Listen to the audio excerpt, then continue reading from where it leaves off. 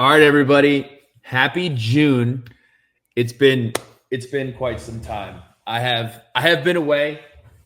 I have been with Frank, who's the newest addition to the household, taking up a bunch of time. Stopped peeing and pooping in the house, which is huge. And we're back here. Pete, how you doing, my friend? What's up, man? So is Frank named after Frank Beamer? So Frank is actually technically named after Francisco Lindor. That's But much worse. walking walking around campus, there are a bunch of good Franks. We got some awesome Franks running around, and Frankie is an extension of that. It's pretty funny. Last year, girlfriend and I watched a lot of the Mets in the playoffs. We were thinking about a name. His name was Texas, like coming as Texas, and we were like, Big Tex. That's kind of cool. Like, I'd like to find something that's a little more like in line with what we do and kind of our personality. She was like, I just can't think of anybody. Like, if we named our dog Kanye 10 years ago, like that would have been awful. Like, do we have to pick somebody who's for sure not going to like throw dirt on the name? And Francisco Lindor, Mr. Smile, has a wife, a family, upstanding citizen. So I think he's a safe bet. I think Frankie's a safe bet. So it's gone well for us so far. It has been a long time since we have recorded, and I do just want to say this, and I feel like it's Groundhog Day that I keep saying this. It doesn't make a lot of sense to come on here and talk about stuff where there isn't stuff to talk about. I feel like, and I have a segment where we'll talk about this a little bit more, but like college football, college sports in general right now, it feels like every single headline that comes out is negative. It feels like every single thing that goes on during the offseason is not something that is to get excited about. It's very weird, Pete. Like back in 2019 to 2021, even though recruiting wasn't like amazing, people still followed it pretty religiously. It doesn't seem like people follow recruiting. I certainly don't. Nearly as close. It started when they did the early signing period and we lost the signing day special, right? I mean, it happens in December, but it's not the same as that first Wednesday in February like it was 10 years ago. And then slowly but surely it's degraded even more. Didn't come out so clear, but that's okay because of everything going on with the portal. Guys aren't going to stick there, so why are you caring whether they sign there or not? And it's just affected the way people follow. And I'd be curious as to the clicks on 247 and how they see it. Is it still good because they get the transfer portal clicks now, so it doesn't really matter? But high school recruiting definitely taking a back seat in terms of the attention it draws than it used to. So what are we doing today? We're going to talk a little bit very quickly about some game time announcements that came out from Virginia Tech. But really what we want to accomplish today is we want to talk about question marks going into the season. And then we also want to talk about some half-baked college football and ACC ideas. This is going to be ACC focused, but we may venture off a little bit. We also, yes, we let go of the rope. We are going to talk a little bit about Bill Belichick and Jordon Hudson. I have a little bit of a different take than I think a lot of other people do. Pete, I'm interested to hear what you have to say about it. And then lastly, we'll end with a couple of headlines across college football. So we'll start with the game time announcements. Sunday, 8:31, South Carolina versus Virginia Tech, 3 o'clock on ESPN. Vanderbilt, 7:30 on 9/6 on ACC Network. 9:13, ODU, 7 o'clock on ACC Network. We are back at night against our in-state foe, Old Dominion on ACC Network. And then October 24th versus Cal at 7:30 on ESPN. That game will be on Friday. Pete, your immediate reactions to the times that came out this week? I think it's a lot of night games. I know the South Carolina game's in the afternoon, but it's 3 national games that you can see on national television in a row, which is cool. I think the best thing for me is the late start for Vandy is going to be huge for us because no matter what the result is against South Carolina, there's going to be a little bit of a letdown. It's the first week of the season. It's a gigantic matchup.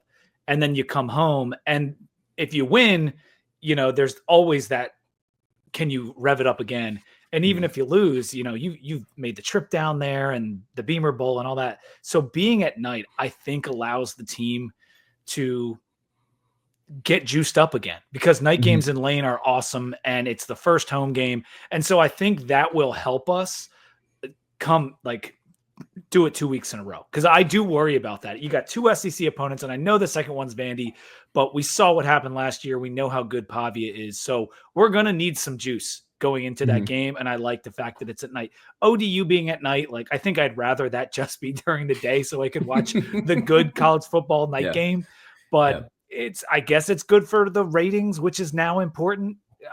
Which I hate as well, but that's beside the point. And then Cal, I mean, look, I'm looking at this, and the only thing that I could say, first of all, you got two SEC opponents back to back on a short week, but just the idea of the concept that Virginia Tech could lose one of or both of playing Vanderbilt at night at Lane Stadium or playing Cal at night at Lane Stadium is certainly gives me the creepy crawly nightmare feeling. That certainly freaks me out. We were talking about this yesterday on the phone, Pete.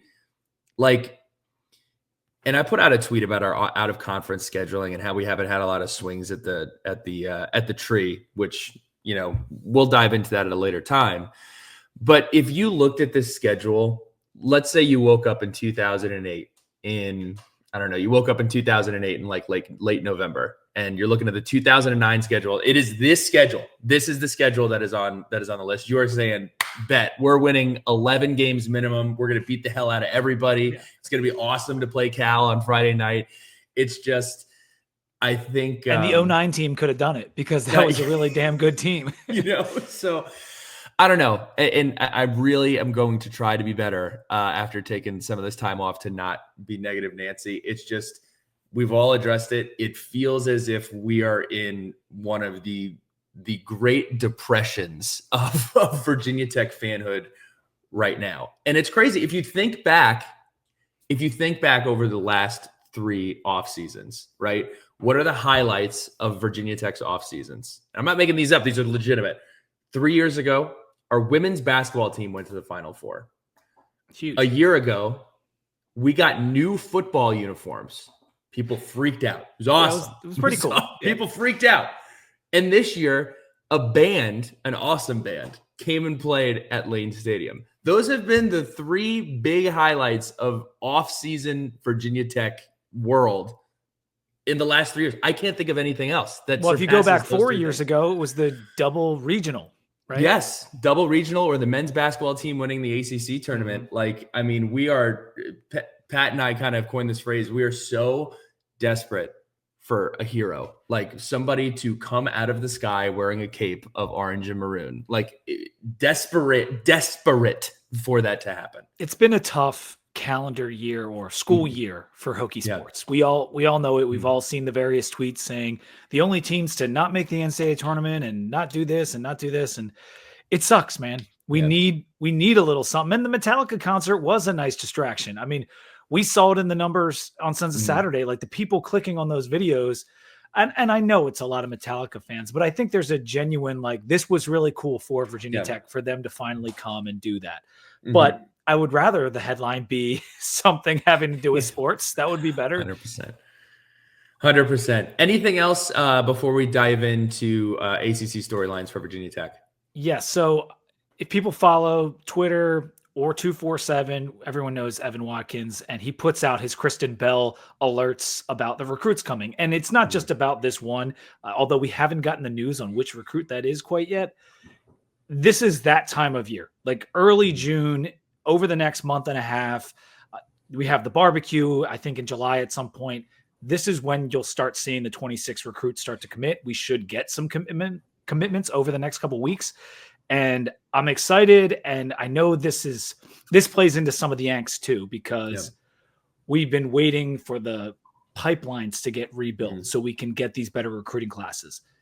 And then we kind of throw a monkey wrench into it by having this disappointing season by a lot of people's standards in 2024, that maybe it's not going to be as good as we had hoped as we kind of were building back. I still think we're going to pull in some nice recruits. I still think the floor of the recruiting is significantly better than the last few years of the Fuente regime. But nevertheless, people are going to poke holes. But I still enjoy seeing who's committing. A lot of these guys who do commit to Pry have held their commitments. There haven't been too many decommits, so you can usually count on them signing on signing day. And I'm looking forward to it because we have had such a lack of news in the football world inside the program. So I want to see some of these commitments come through over the next couple of weeks. I'm bummed out, and I know that you were excited. The Athlon magazine came out over the weekend. I was stuck in Columbus Airport for 7 hours, and when you sent that text, I was like, this is saving my life. Like, let me go to the newspaper stand. And of course, it hadn't made its way to Middle America yet. But have you had a chance to crack it open? Any first-time observations? Yeah, I got a couple things. I had to look at South Carolina first and foremost. And one of the most interesting things I thought about where they rated South Carolina, they put them as the 4th best quarterback room in the country, not the SEC. 4th best quarterback room in the country. Do you know who the backup quarterback at South Carolina is right now, Bill? I could not tell you. I would assume that he came in. It was somebody from the transfer portal, but I can't remember where they came from. Aaron Noland. Does that name mean anything to you? That's Ohio. Where? Isn't that Ohio State? That's right. Because Shane went out and they asked him about it, and he was like, "Lenora Sells is our starter, but we're really excited that he's here." I remember. Yes. So they put South Carolina as number 4 room in the country. Now, those guys both can't play at the same time, so I always find it funny to call it room rather than just one. If you go to the Virginia Tech room, we came in number 9 in the ACC. And if you were just rating drones, I think you could say, okay, I could see 9 based on who's in front of him, but maybe a little bit better. But if you throw Pop in there, who I think could start for a handful of ACC teams, I think the room is better than 9, in my personal opinion. But that's one of my first observations. I don't know how many schools have multiple players that have won games in a Power 5 situation. You know, we obviously are super close to it and have watched and can poke holes in each one of their games. I am of the camp. I tweeted this the other day. I do think that we are going to, whatever Virginia Tech is going to be this year, I do think that we're going to see an improved Kyron Drones. I think he dealt with a lot of extracurricular crap on the field that was not necessarily his fault. I do think that's unfair putting us at 9th, but I'd have to see the rest of the list. These magazines are the best because it gives you so much. I love seeing where our units come in and things like that. And so South Carolina overall, they have them at 12. And I think the way too early top 25 from ESPN had them at 13. So they're coming in that between 10 and 15 range for the most part. I don't think I've seen a South Carolina in the top 10 so far. I mean, I know this is corny and I know it's what everybody will say, but I mean, you could not ask for a better chance, like a better chance that's realistic to right the ship. Like, of course, hey, we are going to open with Ohio State next year. Like, I don't think that's a better situation than opening with South Carolina. No. Like, I love the tie-ins. I love that this game is in 2025 against Shane Beamer. I think it's a bummer that it's in Mercedes-Benz, but you're going to have 2 really passionate fan bases descend upon one another. One's bar is pointing one way, one's bar is pointing the other way. But it's an opportunity to come out. It's going to be a completely new look football team for Virginia Tech and a South Carolina team that has legitimate national title hopes. And I don't think they've been able to say that since maybe 2009, whatever year that they had. They have playoff hopes. Right. They have playoff hopes. That's right. Playoff national hopes. Title. I don't think they've lost similar to us. I mean, we've had a lot of talent go out the door. They've had even more. And so that's going to be a storyline going into that game. But yeah, the opportunity, if you want to make a final push on this recruiting class, win that freaking game. Like that's the move if you want to improve the class. 100%. All right. A couple other things from Athlon. Who do you think's the best D-line in the country that they rated? Which team? The best defensive line that they rated. I mean, Miami's defensive line was awesome last year. I don't know how many departures they've had. I'm guessing, and I haven't done my homework on the ACC in general, but I'll say it's a Florida school. In the country, it's Texas, which I found surprising. Okay. I found that, I mean, I know Texas has had a great D-line the last couple of years, but they've also lost guys off those D-lines. They had the number 1 D-line. They have the number 1 linebacking group, and they have the number 1 DB group, Texas. All three.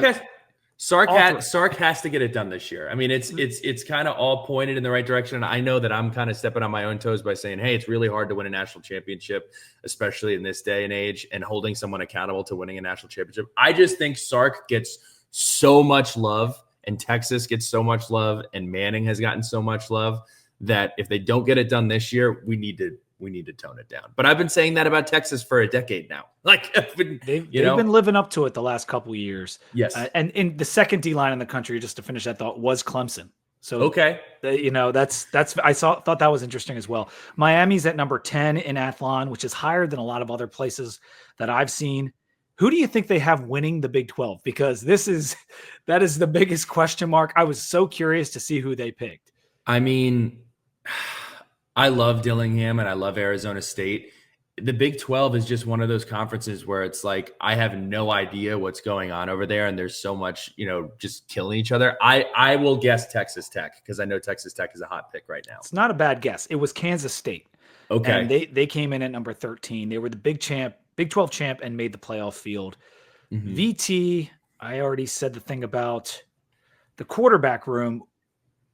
That was tied. So 9th in the conference, that was tied as our best unit. And the other best unit on the team was the defensive line, which also came in 9th in the ACC. We were in double digits out of 17 teams in every other position group. So they do not think too highly of the Hokies. They have us finishing 11th in the ACC, just to get to the end of that story. And the final note on the Athlon, Delaware is in Conference USA this year. New team in FBS. UD is in there, and they will immediately be one of the best teams in that conference. You gonna go to a game, Pete? I would love to. If I'm home on the right weekend, I would love to, especially like I got to look at the schedule, but if they get Liberty up there in the next year or two, like I want to go see that game. Mm-hmm. For sure. I would definitely make that a priority if you're close enough. Look, the one thing, and I'm excited to get my hands on the magazine and actually read it. The one thing that I will say, this is going to sound crazy given the amount of guys that just went to the league. I expect our wide receiver group to take a step forward this year, a pretty significant step forward. Ooh. I think there are talented guys on that roster, and I think the combination of the issues we had at offensive line, the issues with health that we had with Kyron Drones, and quite frankly, I've said it a bunch of times, drops, inconsistencies, quitting on routes, like that unit was lauded on and given so much praise coming into last year. Understandably so. There's talented guys at the position, and they had a very good 2023. That unit needs to take a step forward, and I feel like we have guys in there that have had reps and are going to be in a position to be like, hey, look, you can surprise a bunch of people here. Excited to have Tucker Holloway back on that unit, and excited for Aiden Green to grow in that unit. So Tucker Holloway, I'm glad you mentioned him because it made me remember. Only player in Athlon on all ACC. Punt returner, kick returner. You got it. Punt returner. That's the white horse, man. We're going with that all year. White horse, Tucker Holloway. I'm fired up for it. So excited to dive into that. Tweet at both of us, Too Deep and Sons of Saturday, your observations from the magazine. Or drop them in the comments of this video. Yes, please. Good call. Last thing, ACC's really been taking it on the chin. I saw some people poking fun at the University of Virginia. So their baseball head coach, Brian O'Connor, took the job at Mississippi State today. He's been at UVA since 2004.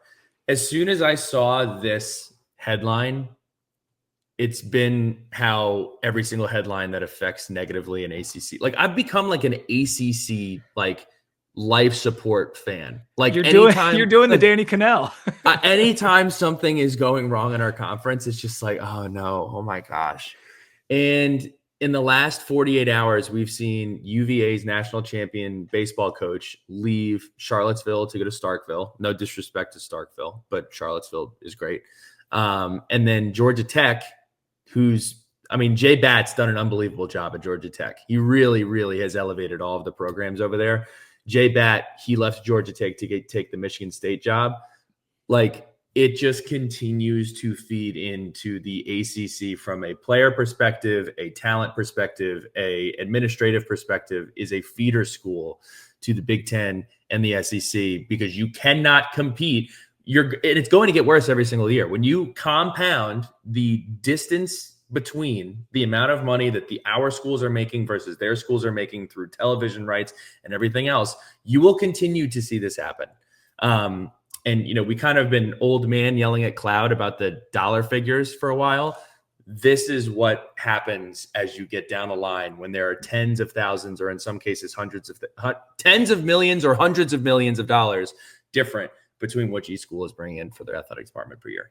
And I think there are some ways that gap can be minimized by SEC teams making mistakes in hiring. I mean, we saw it with Jimbo Fisher. Now, Texas A&M, it ain't no thing. They fired him anyway, but like it did delay them being good because they had to fire a coach. And so you will see that too. Like Brian Kelly hasn't worked out so well at LSU yet, despite them paying the big money to get him. And we did see the ACC grab Mario Cristobal, one of the hottest coaches on the market, and pay him a ton of money. So there are examples, but yes, overall, the ACC is getting poached like the American used to get poached, and all their coaches would level up to the power conferences. Now, no one has done a worse job of retaining their coaches than UVA. And you can point to Bronco and Tony Bennett and now the baseball coach and say, oh, those were all different, unique circumstances. They got a problem, man. Like that is horrible. They lost three of the best coaches in each sport. And I know Tony Bennett is not coaching anymore, so that's a little bit different. But Bronco's coaching, and he's coaching at a far worse university. And now the baseball coach is leaving to go to Dumpsville. I mean, honestly, Mississippi is rated last in just about everything. Charlottesville is an amazing town, despite us hating them. And that guy would rather go there. So I don't know what's going on with the athletic department at UVA. Yeah, they'll still win a swimming and diving title, I'm sure. But it's so bad from like three of the three most major sports. They have lost their coach in the last 5 years. Yeah. And this is, again, this is just rage following from UVA fans, but Carla Williams recently getting paid a whole lot more money, and they have been floundering is the wrong word, but I mean, I know they have higher expectations than being in the situation that they are currently in. And overall, again, it's bad for the overall business of the ACC. So with that, we are going to move on to question marks going into the college football season. There are no rules, and I don't know what you wrote, Pete. You don't know what I wrote, so we're gonna go through these. You may have been able to tell a couple because I figured the I mean they've already a couple of things that we will touch on. Well, no, I just get so pissed. I'm like, look at this screenshot because I'm preparing my notes for this show later. So my first one, I tweeted out this earlier this week. Dave Doran at NC State. NC State has a 6.5 win total right now. Let's go in the time machine. Last year, Pittsburgh had one of the weirdest years of recent memory in football. They start 7-0 and they finish 0-6. NC State is perfectly positioned to do the exact same thing with Dave Doran here. NC State's schedule starts ECU, UVA, at Wake, at Duke, VT, and Campbell. That is their first few games there. They finish Notre Dame, at Pittsburgh, Georgia Tech, at Miami, Florida State, North Carolina. Pretty crazy that those are the parallels, but my question to you is this the end of the road for Dave Doran at NC State? I'm not a big Doran guy. I have hinted at that in the chats over the years. I think he's done very well. And when you actually look at his wiki and you pull up the win totals, like it's a lot more impressive than you think off the top of your head. 9 wins again and again and again. There was like a 3-win season in there at some point when they bottomed out. Might have even been 2020. But he's done a good job. I won't say it's a great job. Now, I think he might be the winningest coach in their history or getting very, very close. But at a school like that I believe to be similar to Virginia Tech in resources and the quality of recruits they can get, we feel like we should at least pop up and play in the ACC title game every 3, 4, 5 years. We haven't done that. We haven't done it since 2016. But NC State should have those hopes too, and they never do it. Never do it. And so at some point, you have to reinstill some type of vision, some type of hope. Yeah, go ahead and win 7, 8, even 9 games on occasion. But if you're never going to get over the hump and you're never going to play for the ACC title, then I don't know. Like that just doesn't. I need something beyond that. If I'm in NC State's shoes, maybe if I'm in Wake's shoes, it's different. But at NC State, I feel like they get good, high quality recruits, send guys in the draft consistently. They should have a year where they pop up, and they brought in these quarterbacks and they've just missed terribly the last 2 years in a row. We'll see what they do this year with Bailey, and he can get off to a nice start, as you indicated. But I just don't think with what they just did with basketball, if he wins another 7 or 8 games, he's not going anywhere. Yeah, it's a classic example of you can look at the wins and losses, and on one side of it, I'm like, you know what? If you're NC State, like if you're winning around 8 games a year, like how much more can you ask for? But then when you double click into like, okay, what is like the best moment of that year? There's been probably once that they've beaten Clemson, and there's been maybe once that they beat Lamar Jackson when he was at Louisville. But other than that, like you're winning all of these games, but you're not really beating anybody. You're not playing a bowl game of any significance, and you're not really, again, the entire goal of a school like us, like Miami, like NC State, you want to be relevant in November. And I cannot remember the last time that we were having a realistic conversation about NC State, even in mid-October to November. No one has cared about what NC State is doing. Nobody on a national level, really nobody has. Right. And I'm not trying to be disrespectful. No one's cared what we've done for the last 8 years either. We're right there with you, brother. So yeah. Pete, what do you got? All right. My first question would be, and we largely went ACC, and then there's a couple of big picture and national questions we got later, but Carson Beck at Miami. This is the biggest question for me in the ACC because Miami is that school that if you want to potentially compete for a national title, they're the only other ones that could do it this year or even the year following besides Clemson. So can Carson Beck get back to 2023 form? Because we saw him, one, he got hurt at the end of the year, but two, he had struggled at times against a difficult SEC schedule. Do you think Carson Beck brings Miami back to the level they were at last year and gets them to the playoff? I didn't think I was going to be doing this today. I am a Carson Beck as it pertains to playing football defender. And it's not because I think he's a world beater. It's not because I think he's like one of the best quarterbacks in college football. I think the outrage associated with his play does not equal his actual playing ability. If you look at last year, he threw for 3,500 yards. He had an 80 QBR. He threw for 28 touchdowns and 12 picks. And you're taking Carson Beck and you're asking him, hey, you've gone against SEC defenses. You're going to come to one of the most talented rosters in this conference.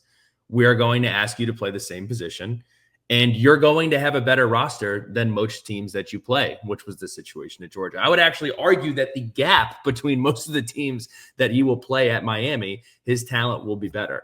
So I think, here's what I think. I don't think Miami is going to take a step back. I'm not going to say they're going to make it to the playoff, but I think Carson Beck has a pretty good year at Miami. I think he's set up for success. Obviously, off the field, you got some stuff going on. I don't think he's been on social media since he's gone to Miami.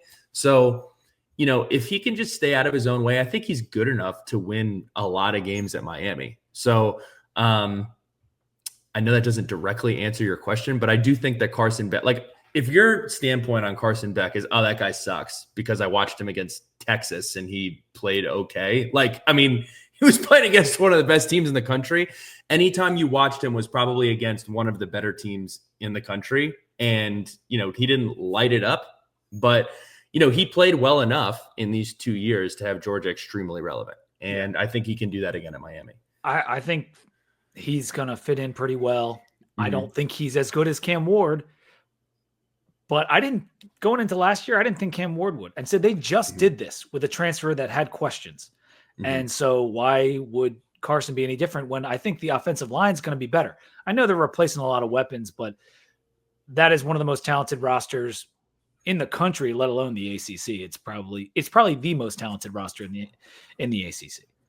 If you look at, I mean, he did not play well against Ole Miss, and he did not play well against Texas.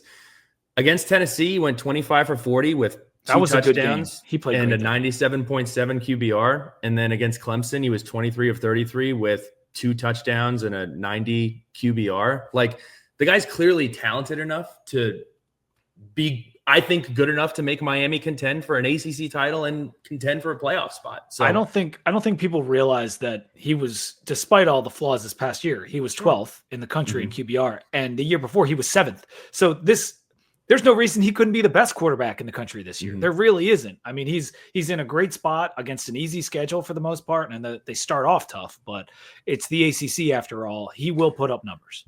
One more thing to keep in mind, Georgia could not run the football last year. So Carson Beck, his numbers in 2023 were respective of a team that could run the ball. He was asked to throw the football 50 times against Alabama. He was asked to throw the football 40 times against Florida. So he was in a completely different situation. No. Exactly. Especially at Georgia, because that's not what Kirby wants to do. So I am a buyer of Carson Beck stock going into next year. Pete, there is a week on the schedule next year, and I think it has a legitimate chance to be a turn on the musical chairs. The Grim Reaper is at the door for a lot of coaches in this week of college football for the ACC. The question is, how many teams in the ACC are looking for new coaches before week 13? And I'm going to list you a few programs and a few coaches associated. I'll start at home. Virginia Tech. Before week 13, South Carolina, Vanderbilt, NC State, Georgia Tech, Louisville, and Florida State are all on the schedule. Florida State, Alabama, Miami, and Clemson. They play all of them before week 13. Short leash for Mike Norvell. I think the fire Mike Norvell stuff last year was out of control, but he's going to be put on the spotlight here a little bit.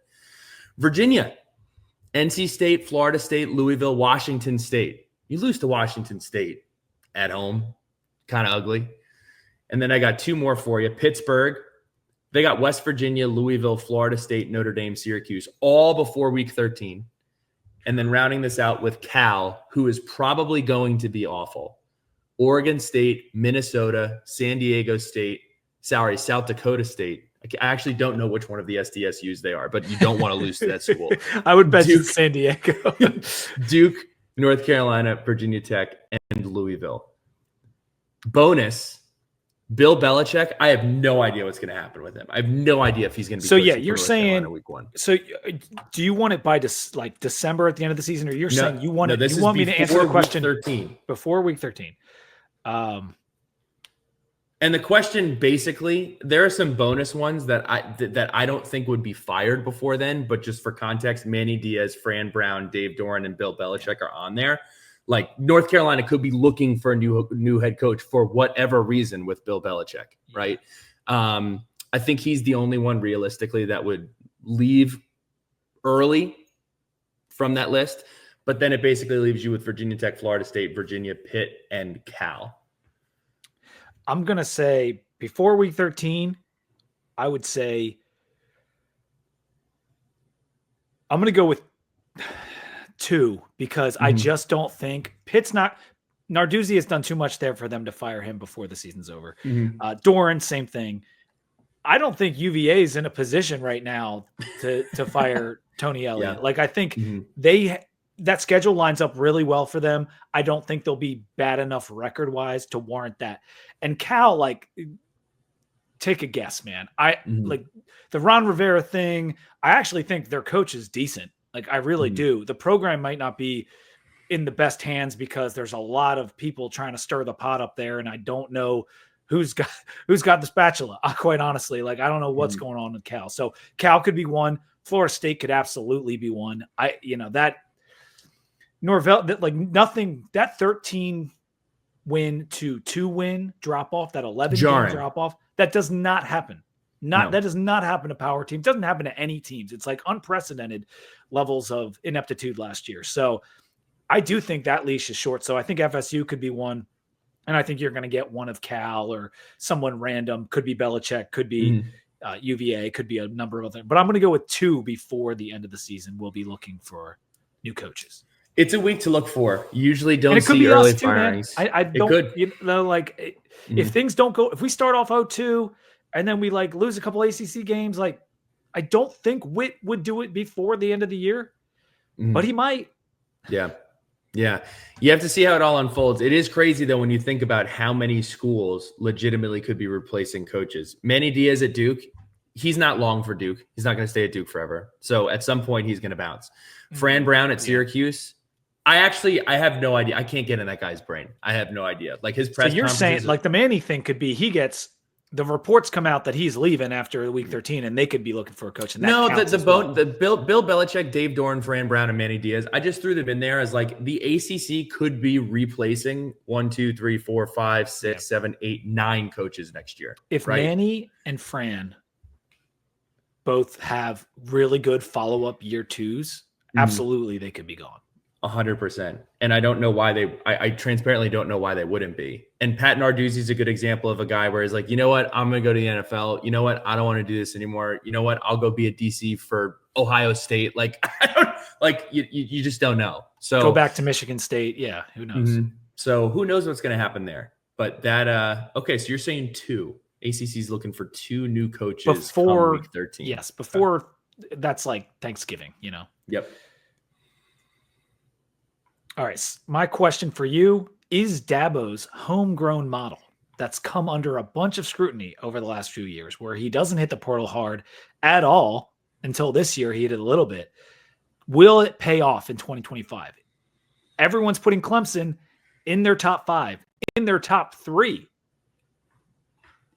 What is success? And will this homegrown model that he's the only one that's basically doing it at the highest level of college football, will it actually work? So, number one, I'll say I hope so. I said this last year going into the playoff. I am rooting for Dabo's style of play to be successful because I wish more programs and college football would trend in a direction that goes that way. I am personally jealous of the fact, not just that they're talented, but Clemson for 3 years, 4 years, maybe they've had Maffa. I know he's gone to the league, but they've had Klubnik. Like they've had this core of guys who have been there for a while. And you can tell by the way that Clemson plays, they're extremely disciplined. They have a great relationship with their coaching staff, and they're continuously successful. Like Clemson has gotten to the point where Virginia Tech got in the early 2010s where, man, we only won 10 games this year, right? Like it's amazing what Clemson fans are getting angry about and what the national media is putting on Clemson. And here we are, probably 3 or 4 years after the dialogue around, Dabo Swinney is getting passed by the game. People were pounding on the table saying, "It's over for Dabo. It's over for Dabo. He doesn't have his church anymore, and he doesn't understand how to use the NIL. He doesn't know how to use the portal and everything else anymore." Well, here we are, about 3 or 4 years after that's happened, and Clemson has more hype because of their talent going into this season than they had in the last 3 or 4 years. So I think personally, back to what I said earlier, it's difficult to win a national championship, and it is way more difficult now to win a national championship, especially if you are not in the Big Ten or the SEC.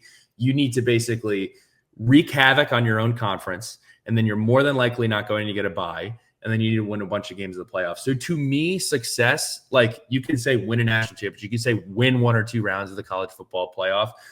I think people at programs like Clemson, basically people at programs that aren't Alabama, Georgia, Ohio State, and like maybe Michigan. I don't think Michigan really belongs in that tier yet. Like you need to gauge success on, are we finishing in the top 10? Like that would be success to me. Like when the season's over and all the polls come out, if Clemson finishes as a top 10, 8, 6 team, I have a really hard time saying that's not success. If they win the ACC again, Sure. I mean, and maybe that's not good enough for Clemson because ACC is perceived to be not a great conference, Mm-hmm. but winning the ACC, finishing top 10, being in the playoff, like that's what a lot of teams are going to measure. The top teams are going to measure their success. Did we get to the playoff? Did we get a home game? Did we get a bye? And where does that leave us? And I'm with you. Like, I kind of want to see it work, because then it would show other teams you can do this. Like, you can just build through recruiting classes, hit the portal for a couple pieces, but not too many. I mean, I give Dabo a lot of credit for not bailing on Klubnik, because I thought Klubnik was going to be their weakness last year. I thought he was going to hold them back, and a lot of other schools would have gone out and gotten themselves a ready-made starter. And he looked like crap in that Georgia game, but he had a fantastic year, over 40 touchdowns. And if they had a result go one way or the other, he might have been in the Heisman race and been right there. And so that's what he's looking for this year. And I'm skeptical of Clemson actually being a national title contender. I really am, because I don't think, despite Peter Woods coming back and that D-line having all this hype, I don't think it's like the D-line that in 2017. I don't think it's anywhere close, and they don't have Brett Venables. And so, but that might be good enough to win a national championship now. I don't think the teams at the top are as good as they were 8 years ago because of this new world. And so maybe Dabo's model can work, despite maybe not being as talented as some of his old teams. So much of it has to do with luck of the draw. Like, who are you playing in the playoff, right? Like, again, that's why I say you have to readjust your expectations based upon like wherever you're seated in this playoff.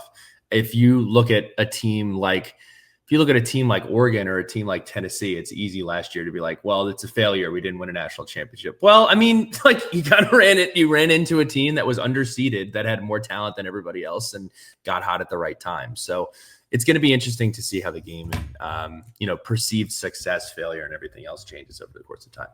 For sure. Next one for me. I'm interested to see what the boom or bust on high-profile quarterbacks is in the ACC. Quarterback, we already talked about Carson Beck at Miami, and this isn't really a direct question. It's more of like we will learn this as the season unfolds. So you have Carson Beck, Georgia to Miami. Tommy Castellanos, which, like, we're talking about Florida State. It's kind of crazy that that's probably going to be their starting quarterback in a make or break year for a coach who it is hard to believe that that's who they chose. Like, that's pretty wild, especially coming off of the situation where they took another quarterback who had limitations, if we can call them. Tommy Castellanos' limitations are, vertical. Obviously, their previous quarterback had some throwing issues. And then you have Darian Mensah from Tulane to Duke, which was huge when it happened. I actually think if you were to crown like an off-season recruiting transfer portal moment, that was probably it for me in the ACC. A huge get for Duke. And then the last ones are, still pretty good. You have this Jaron Sagapatule kid who transferred from Oregon after he committed there in high school to Cal, after he went and practiced with Oregon during the playoff run. And then lastly, you have Chandler Morris, who went from North Texas to UVA, and then also Daniel Kalen, who went from Nebraska to UVA. So there's a bunch of new talent at the quarterback position coming into the ACC, and this is followed by a year. I think if you tuned in the middle of the season last year, you'd be like, man, what a disappointing year for quarterbacks in the ACC. Like, Kyron's down, Tommy's down, but you finished the year out. The ACC had the number 1 overall draft pick at the quarterback position, and Cade Klubnik, and, Haynes King. I mean, it ended up being a pretty solid season. So, yeah, despite like McCall being a dud, Drones being a dud, it was a mixed bag. It ended up being okay. 2 years ago was worse, because we thought we were going to have like 8 guys, including Jerkovich and a number of other ones, and like it didn't work at all. Remember who was the other Miami kid? Van Dyke. Like how badly that turned out. So we've had some years where this conference of quarterbacks is going to be great, and the last 2 years it hasn't really worked out. Like, you get some unexpected guys, but it hasn't really worked out. So that's a great question, and something me and Rob discussed a little bit last time, because even at UNC with Gio Lopez, a good recruit that could pop off. You got Mensah. Miller Moss at Louisville, who I think could be tremendous. And so Louisville's such a weird program, man. It's just like they are similar to NC State. I actually think they're like a half touch above NC State. Like, they have done a really good job for a few years, and they're just waiting to take like that next baby step into having national media talk about them. I don't even think the ACC covers Louisville enough. I don't. I think Jeff Brom's done an unbelievable job, and I think they have their talent threshold is higher than most people give it credit for. Yeah, they've always been willing to spend money, and they've always been willing to move on from coaches. When it got real bad under Petrino the second time around. But whether it's Satterfield or Charlie Strong, or they've consistently been able to win with a wide variety of guys and styles.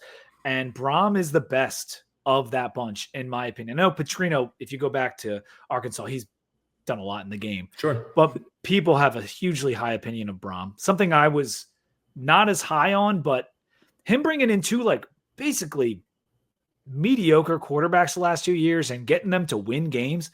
Miller Moss is more talented and more promise, in my opinion, than both of the last two. And so they could have a really good year. But the rest of their portal, a little underwhelming. I'm curious to how their roster looks in year 3 under Brom.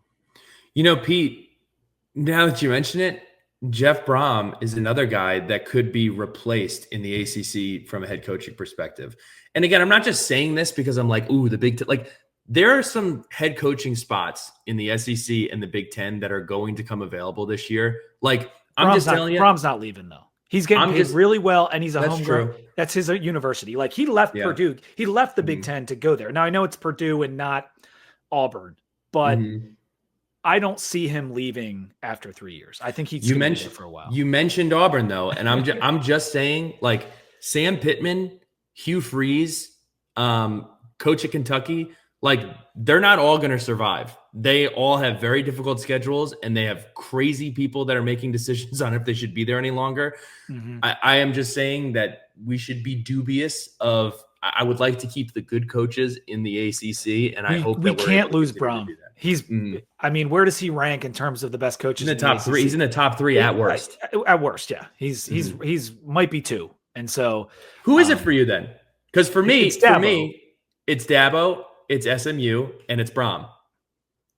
I mean, Brom's got Brett Lashley. Yeah. I think, honestly, after last year, I think with what he does on the trail and building the program, Mario's got to be up there. Yeah. But Fran Brown's going to come for it if he sticks around, and maybe Brett Lashley, although that's going to be actually, can I go to another question? Sure. Yeah. 100%. Was the SMU thing last year a one-year wonder? That's the question, because they come into the ACC. I didn't expect them to go from a G5 to the P5 and go undefeated in the regular season. And they did that. And they make the playoff with a furious comeback in the ACC championship game, almost get it done. How do they follow up their debut season in the ACC? So I don't remember who said it in the group chat, but somebody basically made the point that 10 years from now, SMU is going to be in the currently constituted ACC, the best brand in that conference. I don't think that that's hyperbolic at all. I think SMU, in terms of investment and in terms of where they're recruiting, is very much all in, like, to a point where I'm extremely jealous of the situation that they're in being all in, not just on football, but across all of their sports. And I think that, you know, whether you call this corny or whether you call this whatever, like, I think their fan base is like obsessed with the fact that they're like, yo, they tried to kill our football program. We've been playing in a lesser than league forever.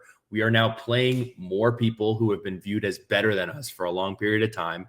And I'm looking right now I know we were just saying how recruiting has changed so much. Like, they have the 4th ranked class in the ACC right now, SMU. So, I mean, I don't expect SMU to be pushing for a playoff spot. They are, I believe, top 4 in the ACC championship odds right now. But I think SMU is very much not to take Whit Babcock's words here, but I think that they are legitimately positioned to be a challenger brand in multiple schools. And like Shaq said on Inside the NBA the other night, they're here to make it happen. Like, they're not here to participate. They're here to, I think, continue to climb the ranks. If you're already recruiting in the top 4 of a conference when you weren't a Power 5 school 2 years ago, that's shocking to me.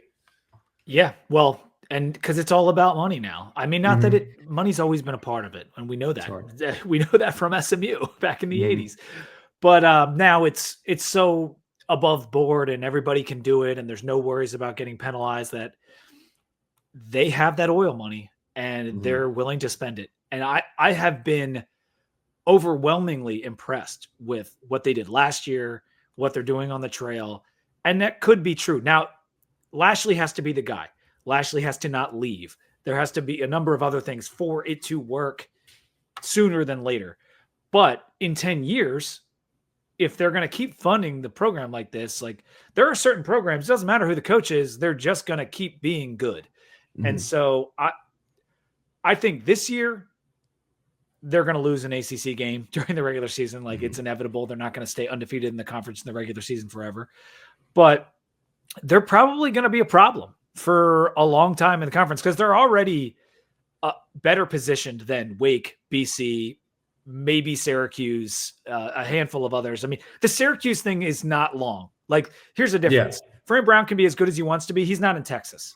And so he will leave. And SMU might have the means to keep their coaches over time. But SMU is positioned to be a top 5 team in the ACC for as long as they are. And they're not even getting a check yet. I know. SMU, I don't know when a jump like this has been made before. So their composite ranking in 2024 was 106th. In 2025, they finished composite 31, ranked 31. And then this year, they're ranked 16th in the country. The composite recruiting class ranking. Composite recruiting ranking. So basically in 2 years, I know that this class isn't complete, but you went from over 100 to 30 to now you're trending at 16. So making the playoff helps. That's for sure. It certainly does help. And again, they benefit from, you can say, well, there's Texas A&M and there's Texas and there's Baylor and there's TCU.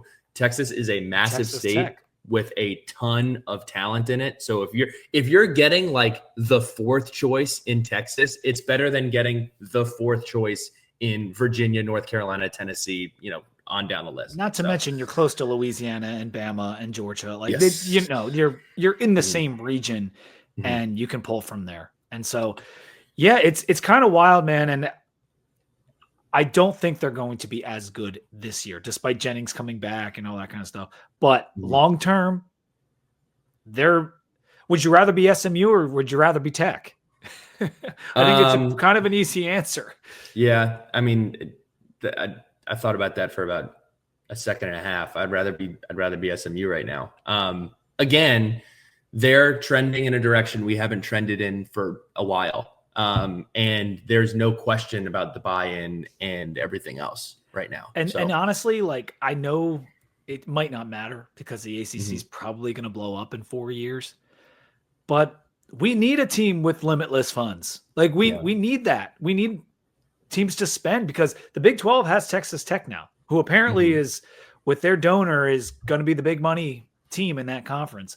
We need someone to add to Miami and Clemson and on occasion FSU. Who knows where they'll be at? But in 5 years, those 2 teams are gone anyway. So it'll be. And again, who knows what happens with donor funded NIL? That it was said perfectly by Van Lathan.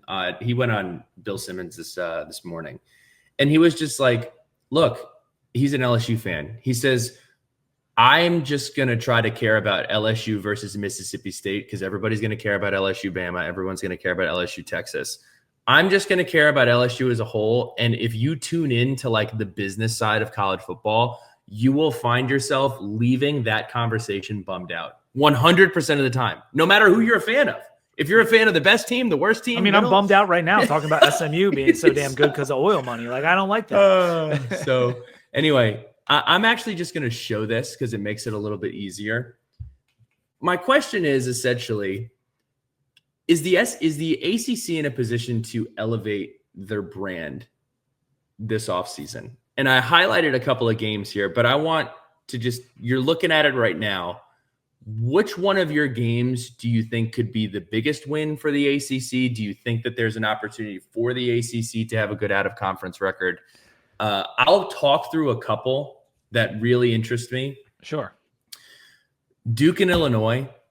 If you're just looking at this and you haven't, you're kind of arm's length with other programs, Illinois is going to be a very good team in the Big Ten this year. They are, I think they have the 6th or 7th odds to win the Big Ten. Brett Bielema has done a great job at that program. Duke is another program in the ACC where you're kind of like, wait, are they competing kind of right now? Are they beating teams? So I think that's a very interesting matchup between two teams that are well coached, that are trending in the right direction. You look at Syracuse, Tennessee, probably not. Virginia Tech plays a huge part in how the ACC looks in out of conference this upcoming year. And then Florida State, Alabama, and Florida. Georgia Tech is one more to look at. They have Colorado and UGA. But I'm curious, how would you gauge success, or what do you think the biggest spot is for the ACC? The two biggest ones, Clemson has to beat LSU because they're going to likely be favored. They're the top 5 team, as we've already said going in. LSU is going to be good. And I think a lot of people think they could be top 10. I think Athlon might have them at 7 or 8. And, you got Nussmeier and everything. But if Dabo wants to be back, wants to go to the playoff, be respected, he's got to win, because they played so poorly versus Georgia last year in a big spot. They got to beat LSU. And Miami, those two games, the Notre Dame one in particular, because it's early in the season, that's a big game for the ACC.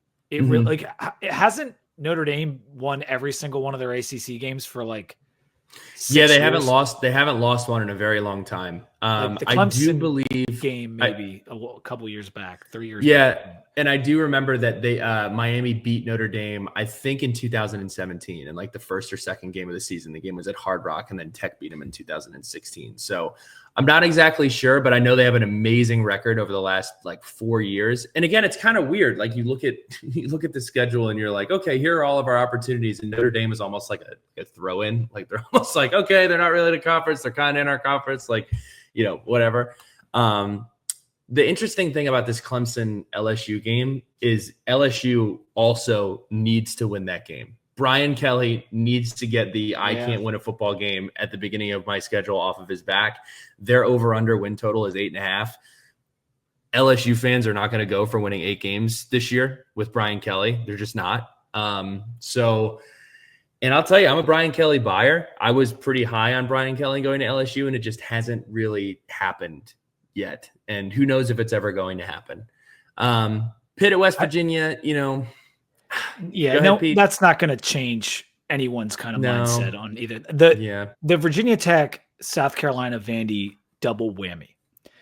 If we were to pull off both wins, obviously it's a long shot, but say we win both of those games, that would change the entire narrative of the depth of the SEC and the depth of the ACC. It changes that because we are not expected to compete for the ACC this year.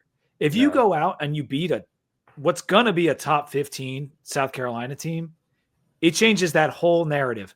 Maybe even more so than Clemson and LSU, because people view LSU as really good as well. So I think for us to get that upset in week 1 and to follow it up and beat another team from the same conference, we have more power than a lot of these other ACC schools to change the narrative. And we blew our shot last year. Absolutely blew it. And so there's a little bit of weight on our back, but Miami's got to do it. Clemson's got to do it. There's no chance FSU's beating Bama, in my opinion. I don't think Syracuse is beating Tennessee. The Duke Illinois one, to your initial point, that's a good one because that's a winnable game. I know Illinois is going to be really good, but Duke could win that game. And that would help change some of the depth narrative across these big 2 conferences. It's, and Casey would argue with me on this, but the thing that really bothers me, and I'm equally mad at the SEC for putting us in the position that we're in, understanding why they do it, but it's frustrating to me that the Big Ten goes out and wins a couple of national championships, and now we're like, oh, okay, like these two conferences are in a league of their own. Well, yes, there's no one in the ACC or Big 12 that's as good as, consistently as Ohio State or Michigan or Penn State. But can we stop acting like the Iowas, Wisconsins, Northwesterns, and Illinois are on the same level as like some of the middle teams in the Big 12 and the ACC? I just don't buy that. So. Like Indiana had not had a single good season in like 40 years, maybe one, and now they're one of these power teams. Illinois, same thing. I mean, they've never really been good, other than Juice Williams back in like 07. But they now they're all these good teams in the Big Ten. No, the depth is not the same. It's not the same. Especially with Wisconsin and Iowa both down. They've both been down for 3 or 4 years now. Iowa still wins games. Wisconsin, I mean, they had the 2 worst back-to-back seasons since 93 for them. Yep. So it's they are down for sure. And some of the other teams have popped up and taken that spot. But you get to the bottom and it's a nightmare. And you could say that about Kentucky or Mississippi State. I'll tell you something though. I wouldn't want to play Kentucky last year. No. I mean, they popped up and they beat Ole Miss. Like so to me, the depth is way different in the SEC than the Big Ten and really way different than everywhere else. I still don't think it warrants this playoff discussion, which we might get to in our half-baked ideas of the SEC needs this many slots and the Big Ten should have the same and the ACC should definitely have less. I don't like that rhetoric. We already give the SEC every benefit of the doubt all the time. Why do we actually have to give it to them in writing? They're getting it anyway. Well, we'll talk about it when we get there. The one thing that I will say is if it's in writing, that means that the bar is set for how much benefit of the doubt we can give them, which I actually kind of favor because it would be like, hey, here's exactly how many you're going to get. We're actually not going to increase it. No, but because there's always going to be at-larges too. That's true. So on the random year when they have a bad year, we still got to put a 4-loss SEC team in here because it's in the bylaws. Yeah, you're right. You're right. Are you up? I think I just asked the SMU question, so I don't know if you... Oh, okay. Oh no, I just did the out of conference games. Okay, so let's just do my last one. We'll do the Bill Belichick thing. Is this actually going to work? And what does work mean in year 1? So we're going to do the Belichick thing now, and I'm so glad that you brought this up. My answer is going to shock some. It's already worked. It's already worked. It's already worked. The same situation with Colorado. Colorado football, like Carolina football, is not a brand that people are talking about ever in September, in July, in January. To me, like, this might sound silly, but UNC has been talked about at least once a week, every single week on every major platform. UNC was featured as one of the awesome environments on the college football game that just came out. Are they on that commercial? If Bill Belichick is not at UNC, no, they're not. So, like, to me, look, the age thing is gross. Like the whole Bill Belichick situation is gross. I really have no idea it would not shock me if he is not coaching there in a couple of weeks. It would not shock me if he coaches there and they win 9 games or they win 3 games. I think at the end of the day, if you want to measure success at North Carolina, like, how do you do that? Bill Belichick's not going to coach there for 10 or 15 years. They kind of put themselves in the exact situation that they were just in with Mac Brown. Mac Brown was not going to be at North Carolina for 10 years. Bill Belichick is not going to be at North Carolina maybe for 10 months. So to me, mission accomplished. People are talking about North Carolina. If they win games, it's a bonus. In terms of a publicity grab, yes, it's worked, but to what end? No one's talking about their linebackers. No one's talking about because they're not wearing they're not wearing numbers of practice. Nobody knows who they are. No one's talking about the football shit. They're talking about the young, attention grabbing, power grabbing girlfriend. And there was Pablo Torre's investigation that I know I was locked into. I think a lot of other people were. I think Bill Simmons actually called Pablo out, saying that he crushed it. He was like, "Why are you doing?" He's sticking up for his guy. He's sticking up for Bill. I mean, but like, meanwhile, Bill did that on a Rewatchables podcast. Like, that's not journalism either. So why are you ripping Pablo for actually like looking into something that everyone's interested in? It is funny if you're doing 4 or 5 rewatchables on the same movie. I'll say this. In all seriousness, if I were to grade success as, Bill Belichick is coaching at North Carolina, I think like if he makes a bowl, that would be success. Look, North Carolina has not recruited well for a while. North Carolina has not really been relevant for a while. So if he takes him to a bowl game, like, more power to him. But as it comes to specifically the girlfriend thing, I'm just fascinated by it. Like, I think a lot of people who are like, I'm sick of hearing about it, are lying, because objectively it is interesting that the person who never talked about anything now has a very public girlfriend who is, if we were in medieval times, could probably be like my kid. Maybe not. I don't know how that all works, but either way, it's weird. It's getting them talked about, and I view it very similar to the Deion situation. Don't go into it with like, oh, Bill Belichick is our coach, how many games are we going to win? It's more so, hey, can he elevate the brand? Does he elevate the program? Yeah. Yes. Does he elevate the program? Does he leave it better than he found it? So far, he has not. That's possible. I think it's highly unlikely because there are so many differences between him and Deion in terms of not only charisma and persona, but age and points in their career and so many other things, salesmanship, 1,000 things. The fact that Deion brought in the number 1 recruit in the country with him, who was, a couple years after, but it was Travis Hunter. He had a Heisman winner in his pocket. He had his son, who was a great quarterback, in his pocket. Bill Belichick has none of that. And good players from UNC's team last year have been walking out the door in the spring window. So I just, and it's funny, they starting with TCU just like Colorado did. Yeah. But I think he's probably going to lose the TCU game. He's probably going to lose a number of other games, and there will not be success in year 1. Maybe they'll say that it will be a success at the end. I doubt it. I don't think this is going to be a good year in UNC. I don't think it'll be successful. Whether year 2 and beyond elevates the brand, hard to say, because Lombardi just got there, evaluating talent and how they do all that could be different than a lot of other teams.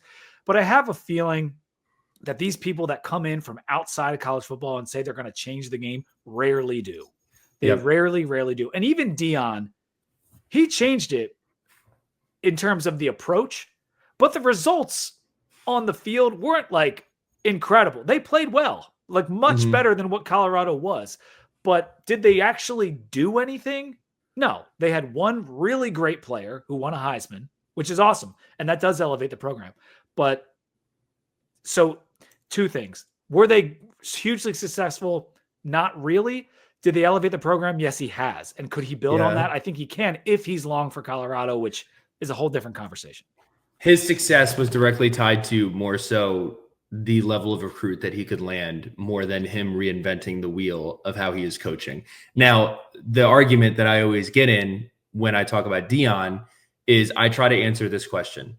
If you are a fan of that program, or if you are an athletic director of that program, would you do it again? And I think both of those people say yes at Colorado. That question needs to be answered for North Carolina. And the messaging has changed with Hudson too. Like after that Sunday morning thing, it's been, oh yeah, she's not involved with UNC anymore. Like from Bill's mouth, that's come out. And so the messaging has changed.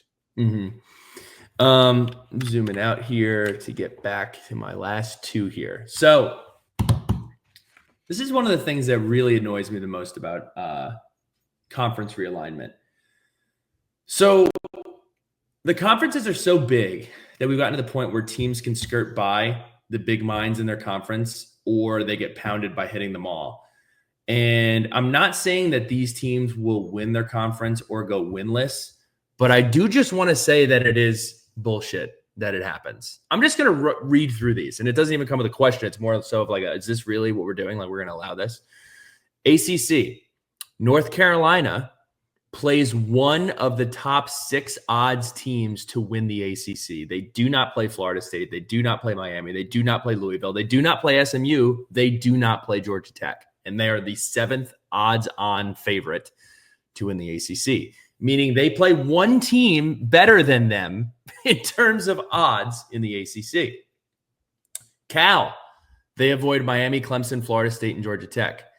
Then look at Syracuse. They play 4 of the top 6 in Clemson, SMU, Georgia Tech, and Miami. Now, the ACC isn't even the worst culprit of this. The SEC is, and I got to tell you, it looks like they're doing it on purpose to elevate their bigger teams. Kentucky and Mississippi State both play 4 of the top 6 odds to win the SEC teams. So you're just putting them up to altar and saying, hey, they're a sacrificial lamb for sure. Let's give some of these teams some wins. And by the way, by the time the end of the season comes around, they'll be like, well, they played Kentucky, beat Kentucky, solid team. Are they actually? Arkansas. Have no idea. Arkansas, my guy, Sam Pittman, who I love. I love Sam Pittman. It's probably over for Sam Pittman at Arkansas. Probably. He plays 4 road games, and every one of those road games are against the top 6 odds to win the SEC teams in the SEC. All 4 of his road games are against top 6 odds. Yeah. It doesn't stop there. 4 L's. It's 4 L's. Missouri and Texas play one of the top 6 odds to win the SEC teams on their schedule. Yeah. Again, I know that these are created and the odds are separate, but it is bullshit to me that Kentucky and Mississippi State, Kentucky plays 5 of the top 6. So got to correct that. But it's just nonsense to me that Missouri was a team that avoided hard games all last year as well. They got super lucky with their draw of the conference. Yep. And then we're just saying, all right, Kentucky, Arkansas, Mississippi State, let's put you out to pasture. Let's drag you out here, and you're just going to get slaughtered by everybody. And then lastly, to round it out, the Big Ten. Michigan and Ohio State. The 2 Bell Boys, the 2 ones who carry the brand, carry the flag. They played 2 of the top 6 teams to win the Big Ten. Meanwhile, Wisconsin plays 4 of the top 6 back to back to back to back. They played screwed. 4 of them in a row. And then Nebraska also plays 4 of the top 6. So, look, I understand why the Big Ten and the SEC are doing it. I completely get it. But it is nonsense to have no divisions and have this many teams. It's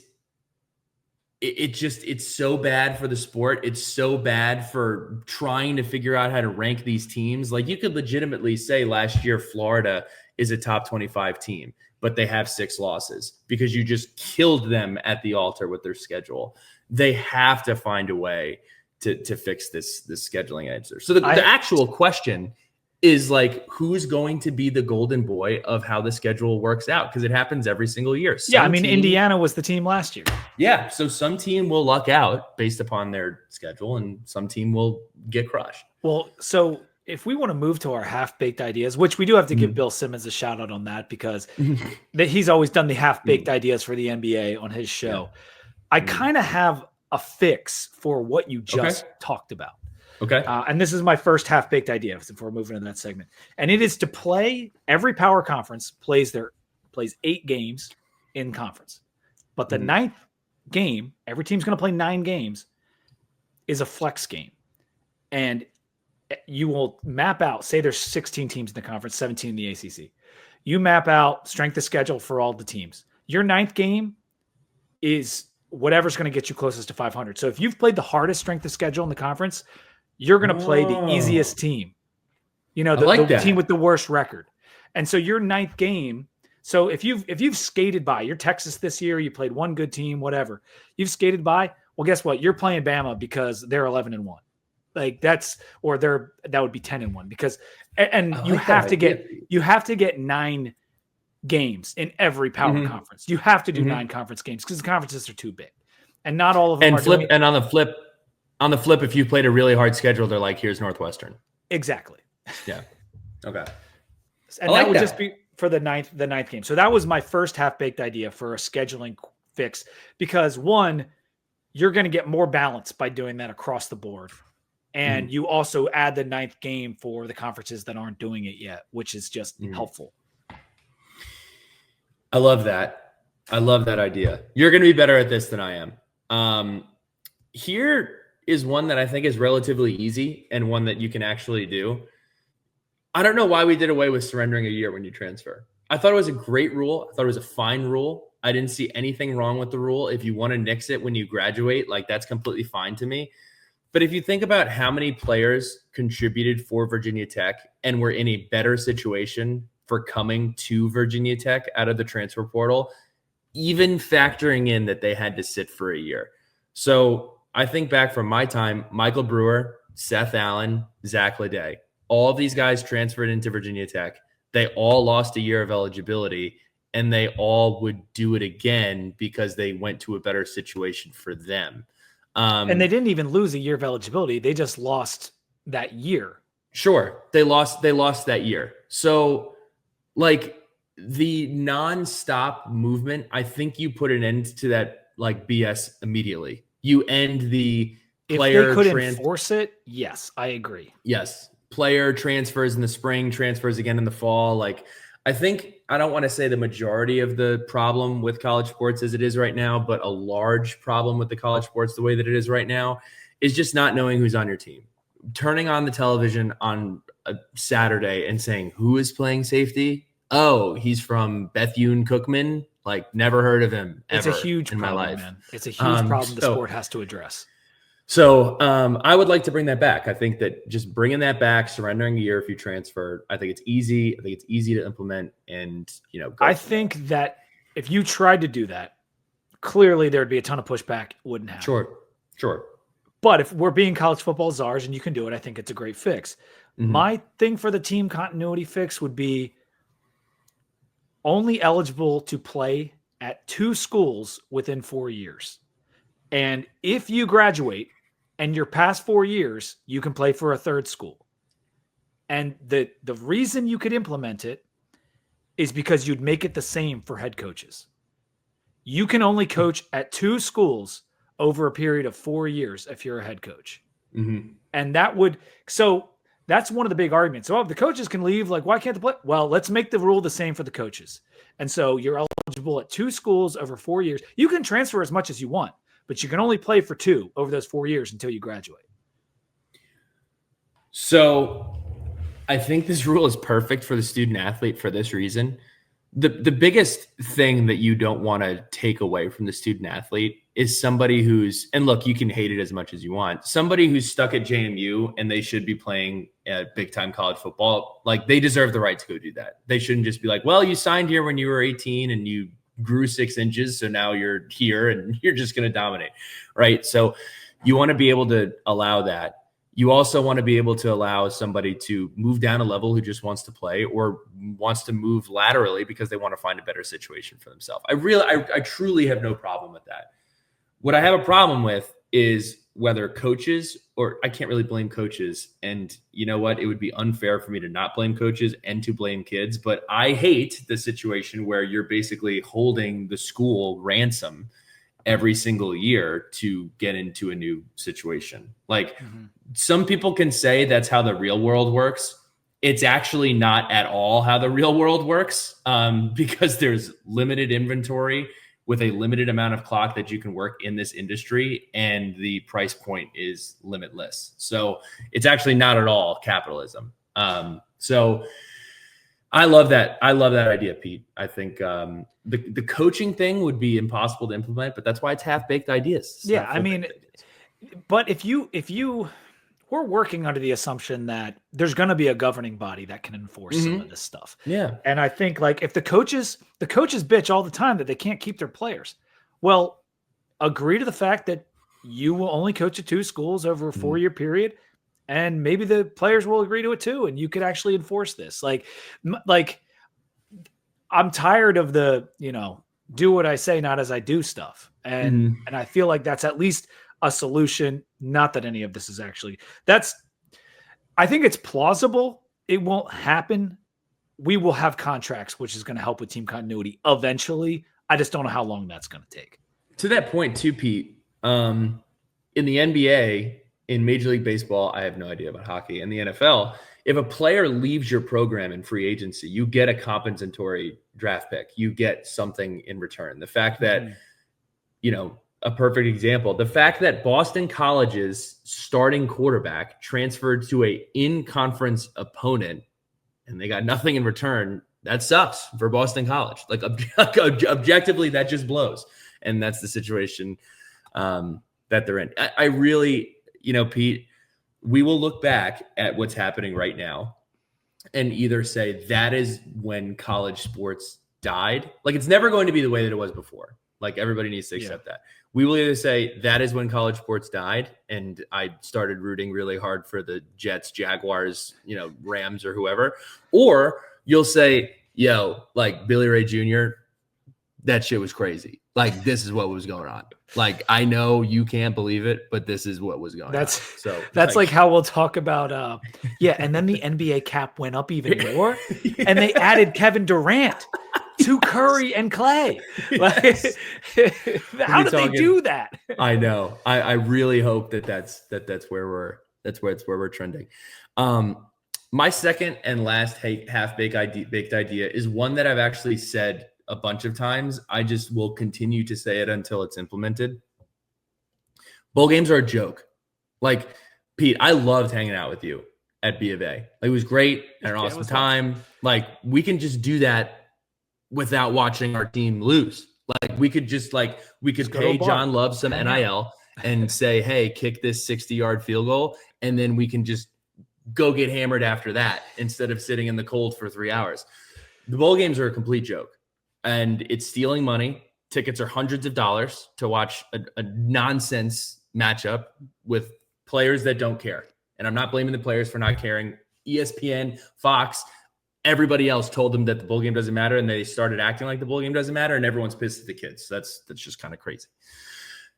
My thing, just take the bowl matchups and play that game week 1 next year. That's all you have to do. Or have it as a flex game in the middle of the season. Take whatever team you are slotted to play against in your bowl game and add it to next year's season. It would be pretty damn cool for Iowa State to play Miami because they would never schedule it. They would never think to do it, but it would happen week 1. Everybody would play. It would create so many intriguing and different matchups that it would be a great watch, and it gives you football back in some capacity with a competitive streak. And if you don't want to do that, because athletic directors talk about how hard it is to schedule and all this other stuff, essentially every other league can figure out how to schedule within a year except college football. I don't really understand why we during can't COVID, do it. They did shit within a week. They had BYU coming to play Coastal. Exactly. So if you don't want to do that, just play the spring games. Play the spring games against the team that you were slotted to play against in the bowl game. I get that we miss bowl games. I understand. Like the Independence Bowl in 1993, that was so awesome. So glad that happened. Well, we will look back at awesome bowl games the way we will look back at when the legal drinking age was, 18.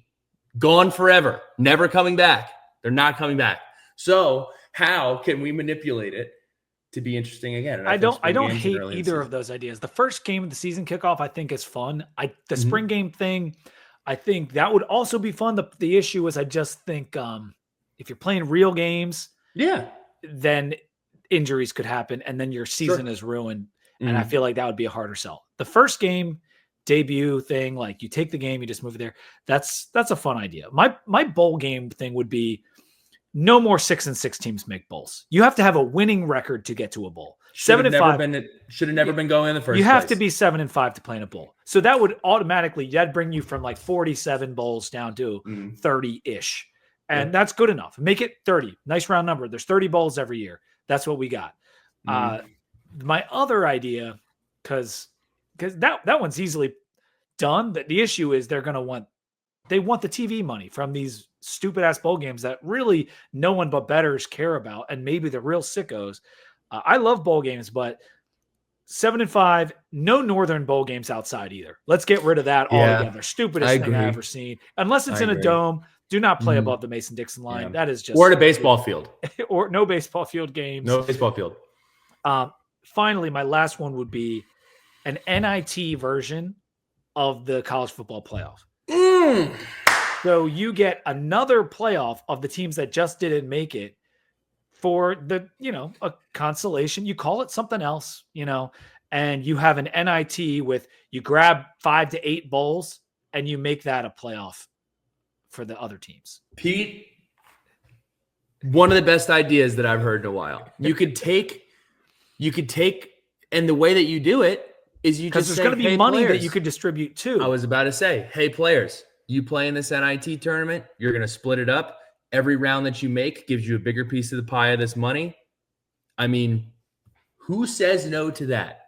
I actually, Pete, I love that idea. We could do away with bowl games completely and just have we would have to make the marketing around it a little better. Like, I don't want it to be the NIT. I think you could market it really. Don't call it NIT, obviously, but you call it something else, and you market it really well, and you like the best of the rest, and you play it, and that might be worse than NIT, but best of the rest bowl. That's the tagline under the name. Let's go with that. I also will say this, just as a tag along to that, I do.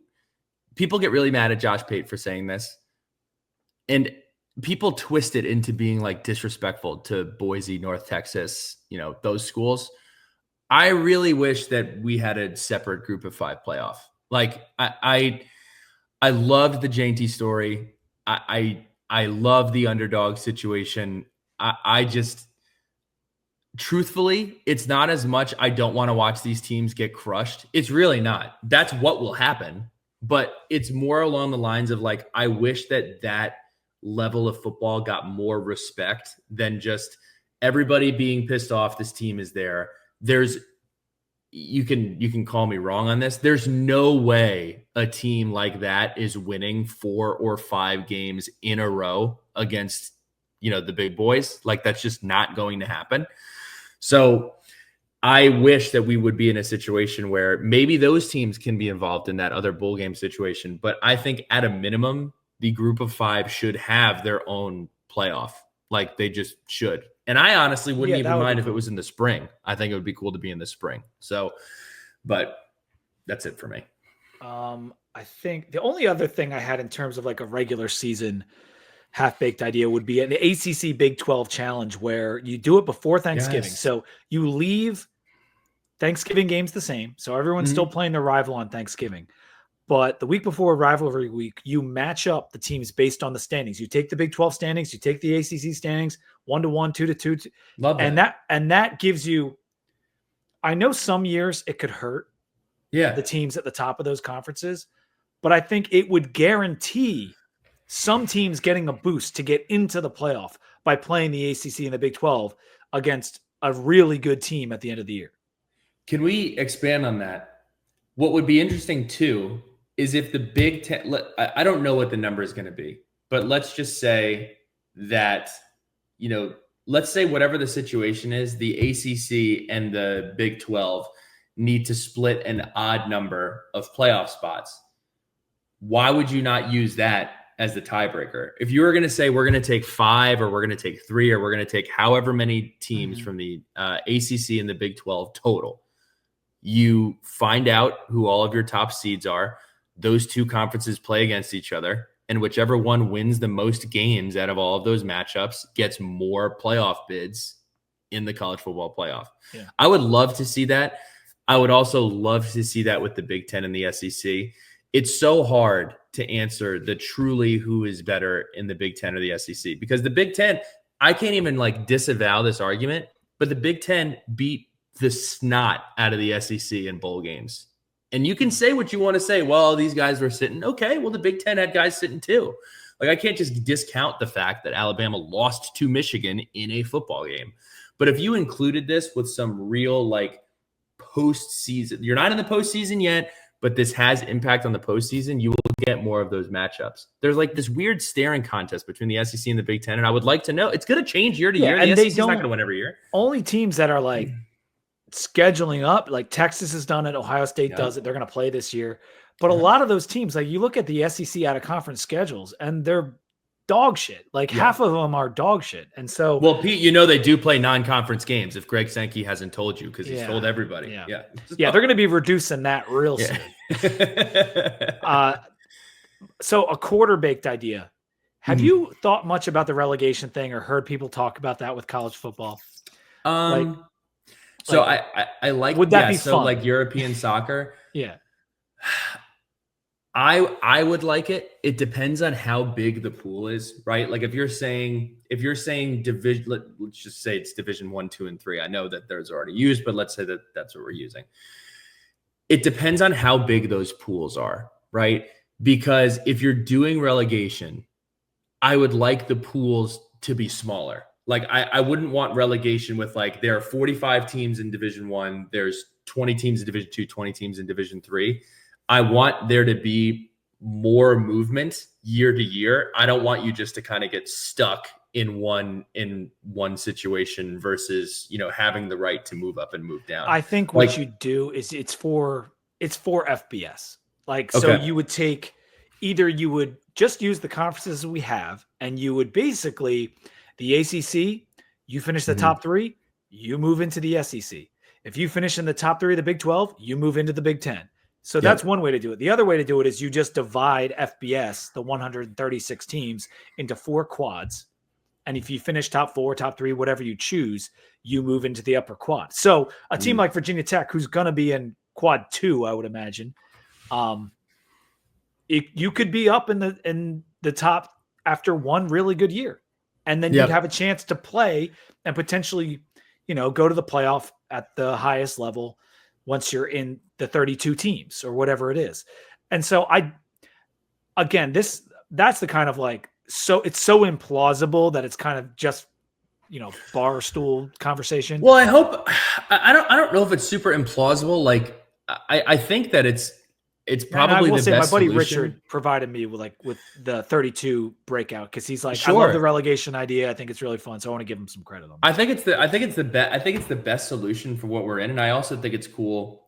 This reminded me of one more half-baked idea that I'll give after, but I love the concept of like each year you will reevaluate what your conference is, because instead of conferences, it would more so be, this is the Midwest, this is the West, this is the North, this is the East, and there might be a year where Virginia Tech and West Virginia are in the same area, and then, Virginia Tech or West Virginia drops out and they're replaced by Georgia. They're replaced by Clemson. I mean, it would make for more compelling and interesting matchups. And I think the regionality of college football is what I personally miss the most. Like this argument has been made a bunch of times, but what I liked growing up is like, if you watched USC or you watched a Pac-12 team, they looked like a Pac-12 team. If you watched a bruising Big Ten team, they looked like a bruising Big Ten team. If you watched I miss that is kind of being lost in all of this nonsense.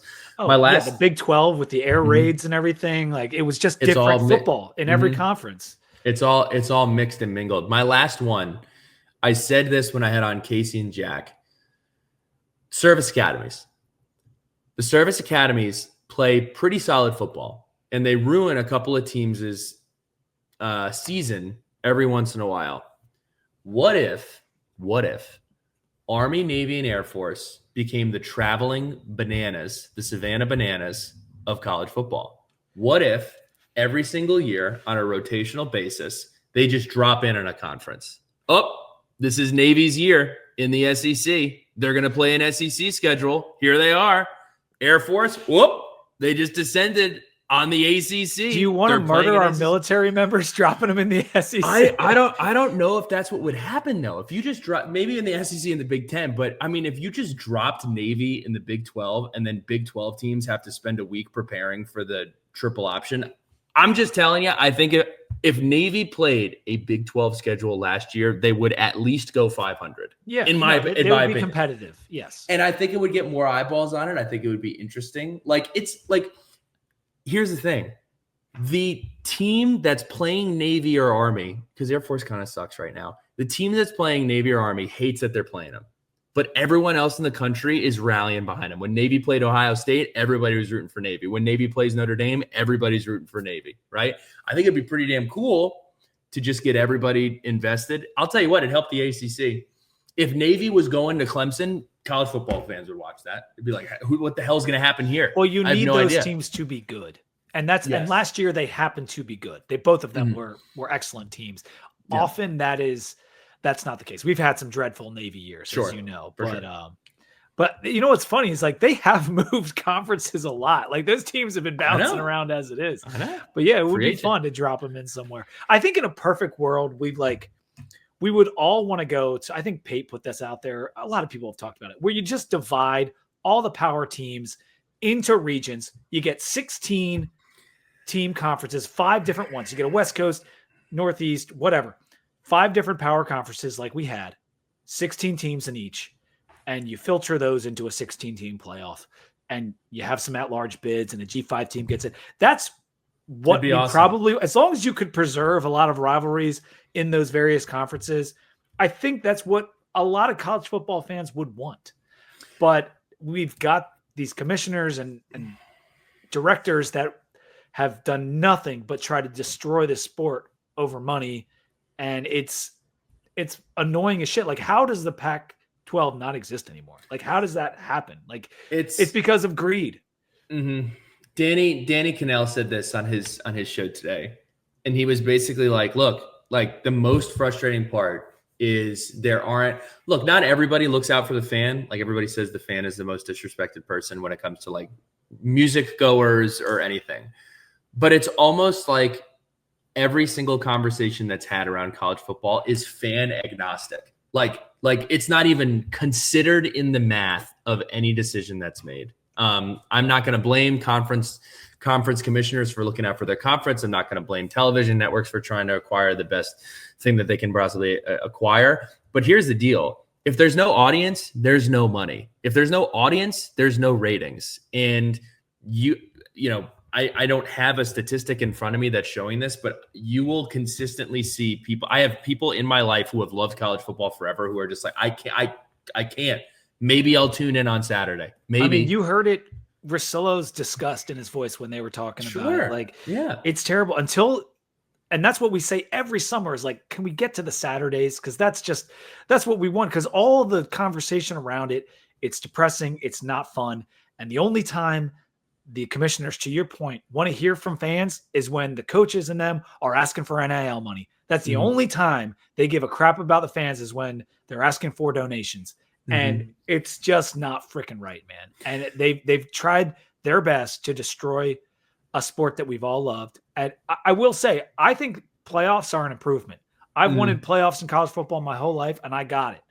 But what I didn't want, and what Pete said that he predicted, was that it would just lead to people trying to grab power. And it has. Yeah, I think yeah, you're 100% right. I viewed, and again, it just goes into all of the storylines just being twisted negative. I saw a tweet today. I think Doug Bowman retweeted it. I think it was a David Teal article. And I'm going to sound like a whiny baby here, but it's a perfect encapsulation of like how crazy and bullshit this is. Like the new way that the ACC is distributing money, like you can realistically say, make sure that everybody turns their television to the ACC game of the week to make sure we drive up the television numbers. Like at a certain point, you're just like, dude, F this. Like this is so nonsense and garbage. Like it's not how conferences are supposed to work. It's not how conferences are supposed to work. And for the longest time, we got to get off here because we're starting to get hyperbolic and angry. But for the longest time, I have been so excited to like growing up, going back to my college with like all my friends I grew up with or my kids or my nephews or whoever. And you're like, man, it's going to be so cool. It's almost like going in a time capsule and seeing it. One of my favorite things to do since I've graduated is bring people back. And I feel like we just are becoming further and further and further away from, when my dad said this a couple of years ago, I thought he was being dramatic. He's like, college football is a huge part of the culture of America. Like it just is. It has been for decades. It is monumentally important to the culture of the United States. And it seems like you're just pissing it down the drain. And it's sad. And these aren't just two Virginia Tech people talking about it. You can talk to anybody in any fan base. And the common consensus is nobody likes the direction that it's going in. For football, basketball, baseball, soccer, everything. I would say for VT people, we are at least lucky that we have one of the best game day atmospheres in the sport. And I don't think, regardless of the changes, that's going to change too much over the next few years. Eventually, if it continues down this path, it could. But it's already changed a lot of other universities and the way game day is taken in and observed and enjoyed. But for Tech, we are still holding strong. Despite being mediocre, we still have one of the best Saturday environments, enjoyable times with your friends that you can have. And I know the bars aren't great. They're always crowded. You can't get in a lot of places. Blacksburg on a Saturday, there is still absolutely nothing like it. And at the very least for us, we have that right now. And I'm hoping we can keep it.